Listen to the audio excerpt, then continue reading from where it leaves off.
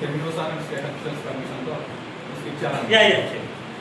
జవాన్ నేనే గొప్ప. సార్ నేనండి రైతులండి, పంట పండించే రైతులు.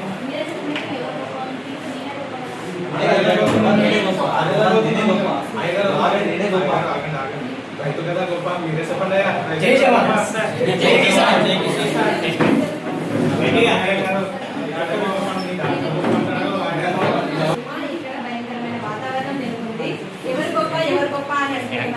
మనమైతే సోషల్ మీడియాలో న్యూస్ వైరల్ చేస్తాము కాబట్టి మనమే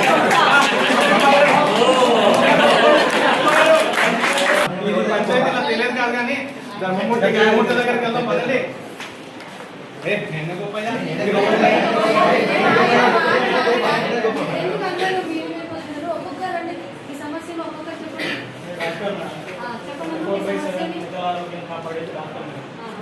ప్రజల కోసం మీరందరూ ఆరోగ్యం పాలైనప్పుడు చూసేది డాక్టర్, కాబట్టి డాక్టర్ గొప్పన్నారు. వీళ్ళందరూ చెప్పండి మేడం మీరే. ఓకే సార్, ఖచ్చితంగా చెప్తాను సార్.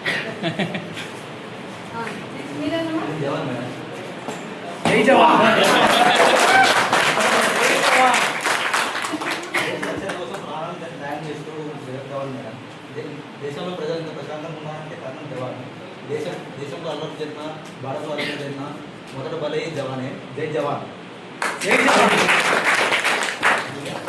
Good, very good. అమ్మగారు నేనంటే చదువుకోలేదు, బాగా చదువుతున్నారు అమ్మగారు. దేశానికి అన్నం పెట్టేది నేనే కదా అమ్మగారు.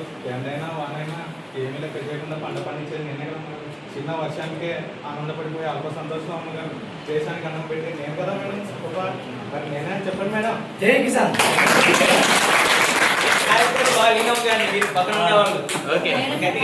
ఏ సమాచారాన్నైనా నిమిషంలో మీ ముందుకు తీసుకొచ్చేది న్యూస్ రిపోర్టరే.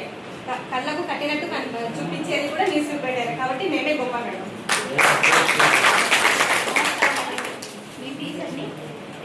ఒక దేశ ప్రధానమంత్రినా రాష్ట్రపతులైనా మాలాంటి గొప్ప టీచర్స్తోనే తయారయ్యేది, కాబట్టి మేమే గొప్ప.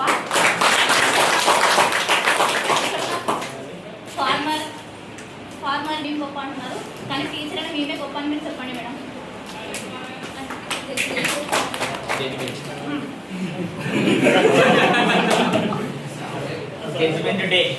ఇచ్చాను, తుది తీర్పు అయితే ఇవ్వాలి. కాబట్టి మరి వీళ్ళు టీచర్ నేను గొప్ప, డాక్టర్ నేను గొప్ప, రిపోర్టర్ నేను గొప్ప అని అంటున్నారు.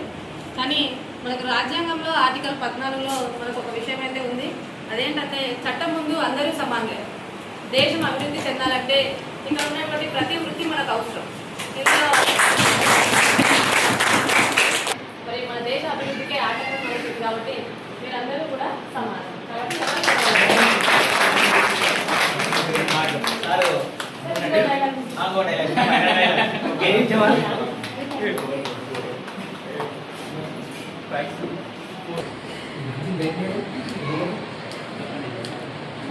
మరి నేనే ఇప్పుడు